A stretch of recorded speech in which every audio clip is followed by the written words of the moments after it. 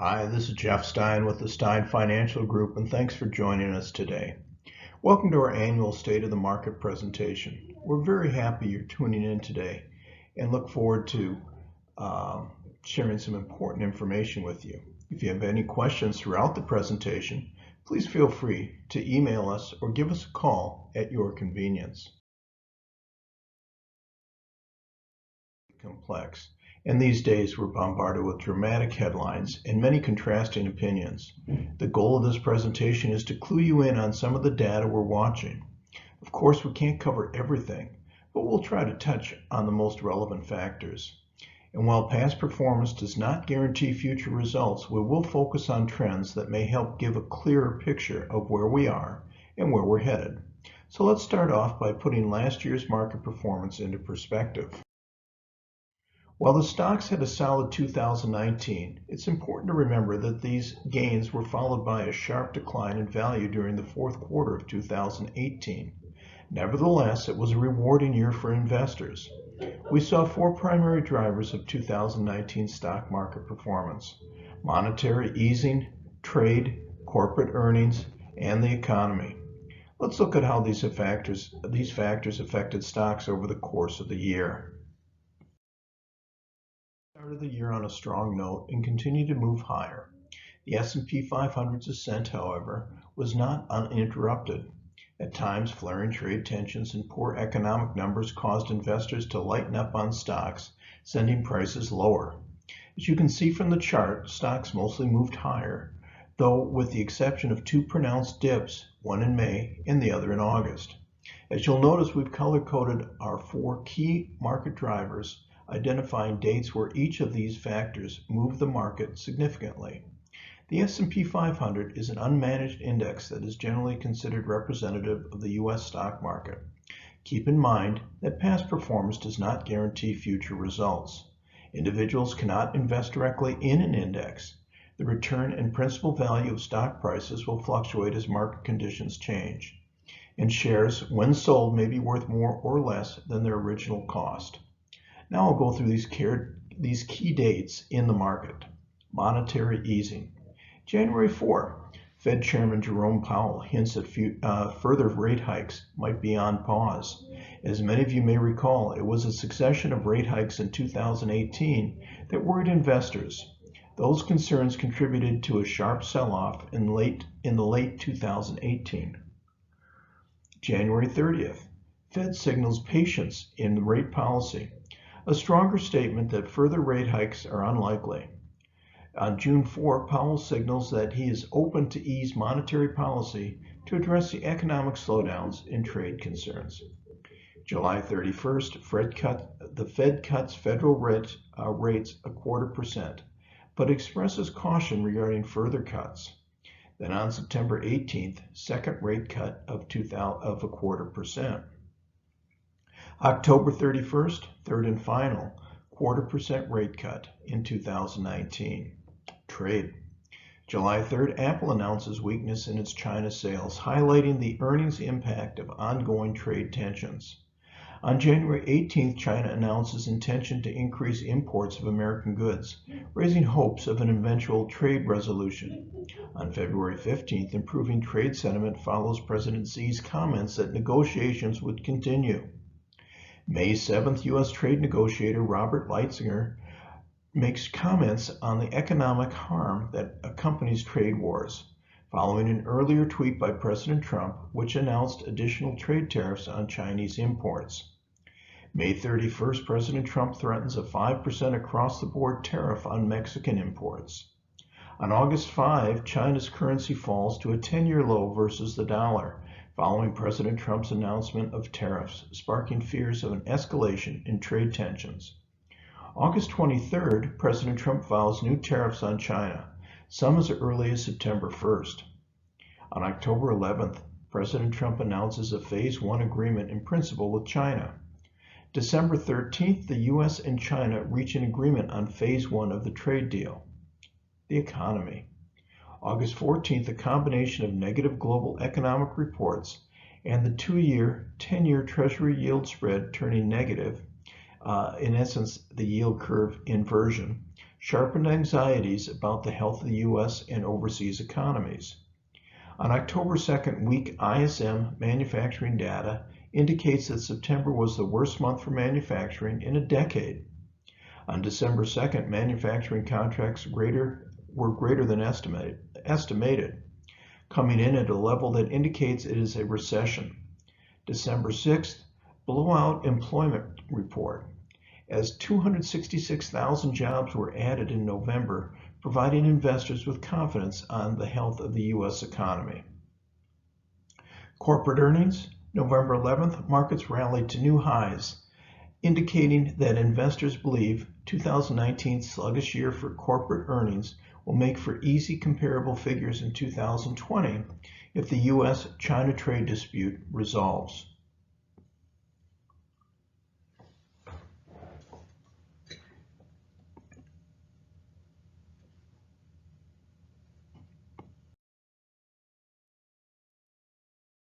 Factors affecting market performance in 2019, we'll start by examining the headwinds and tailwinds that could affect the direction of the economic growth and financial markets in the year ahead.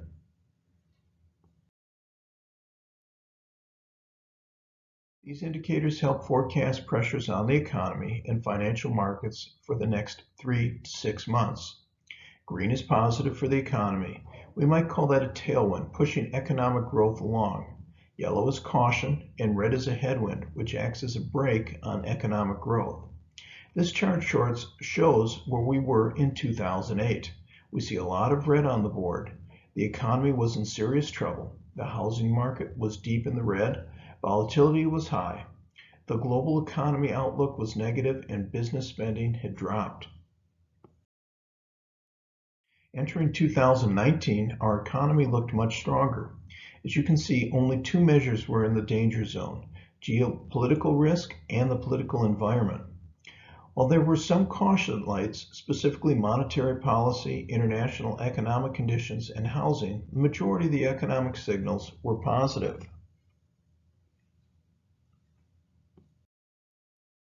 As we ended the year, the number of indicators in red remained at just 2. However, we see more indicators flashing yellow than we did at the start of the year. Among these were the overall U.S. economic outlook, corporate profits, and equity valuations. Now, the past can't predict the future, and financial markets don't always act in concert with the economy. However, barring some unexpected shocks, the U.S. economy appears to have continued room for growth in 2020. Say about what they think where the market is headed with some 2020 forecasts. Inflation is an important economic indicator. Rising prices impact the entire economy. Too much inflation can hinder growth, while too little can cause issues. Inflation is also one of the key indicators that the Fed uses in determining the level of interest rates. Currently, inflation is close to the Fed's target rate of 2%, and they have said that the absence of persistent above target inflation, they don't foresee rising short-term interest rates. There are some inflationary pressures rising, such as rising labor costs, chief among them, but the long-term trend suggests the Fed is managing inflation. Rates were cut 25 basis points 3 separate times for 2019. A basis point equals 0.1%. As mentioned in the previous slides, the Fed does not currently envision raising interest rates in 2020 unless inflation breaks sharply above its targeted rate and stays there for an extended period of time. Let's take a look at the chart.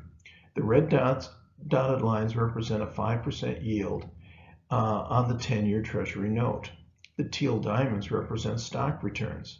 The chart shows when yields are below 5%, stocks have tended to rise in concert with rate increases.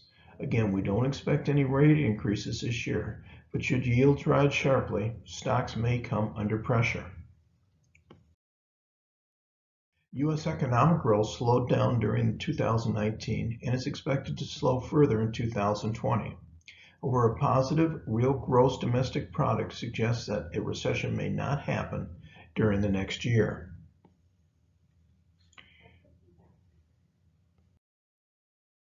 The unemployment rate is expected to close out the year at 3.6%. Strong employment growth and a deceleration in layoffs contributed to a historically healthy labor market.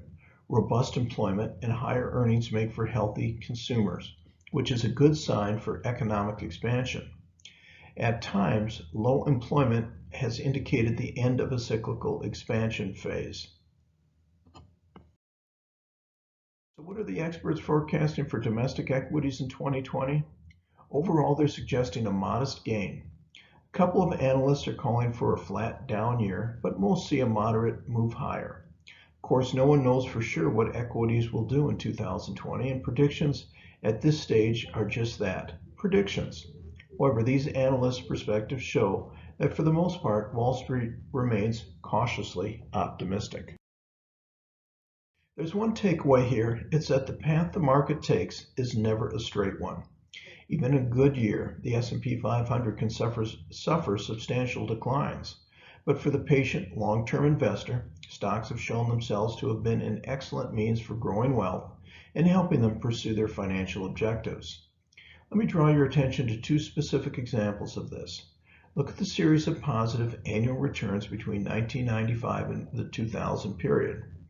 Even as stocks ended the year higher, each year was marked by meaningful intra-year declines. Also note the bull run following the credit crisis. A bull market, which is now over a decade old, saw multiple years in which there was double-digit declines. So what's the lesson here? Investors may harm themselves when they react to short-term market drops. In our view, the best decision for investors is to pursue their goals based on their time horizon and risk tolerance. Moving forward with your goals, here are some action items for you. If your life or personal situation changes, keep us in the loop. We want to hear about important family events like births and deaths. We also want to hear about health issues, employment changes, and any financial developments that may change your situation. And if you find yourself thinking about new goals or reevaluating your priorities, share your thoughts with us so we can help you pursue the life you most desire. On top of specific adjustments in your financial life, we also want to know how you feel about investing changes. These could be details like a shift in risk tolerance or any concerns about the market environment. Finally, remember to go over your estate document, beneficiary designations, and other paperwork to make sure it's all up to date. A well-organized estate is one of the best gifts you can give to your family. We're here to talk through whatever financial questions, worries, or excitement you may have. Our priority is always to help make you make informed decisions and stay on track. Focus on delivering the following action steps to you. We've gone through a lot of information, and I'm sure a number of you still have lingering questions. Remember, if you're wondering something, always feel free to reach out to us. We're happy to answer your questions. To draw your attention to these disclosures, so please take a few moments to review them.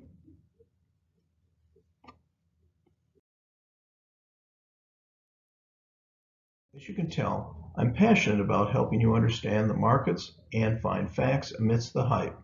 For more information and timely updates, please follow us on social media and contact us anytime. We hope that you enjoy the details we shared with you today. Again, thanks for joining me. This is Jeff Stein, and please feel free to reach out to me whenever you feel it's appropriate. Look forward to speaking with you soon. Goodbye.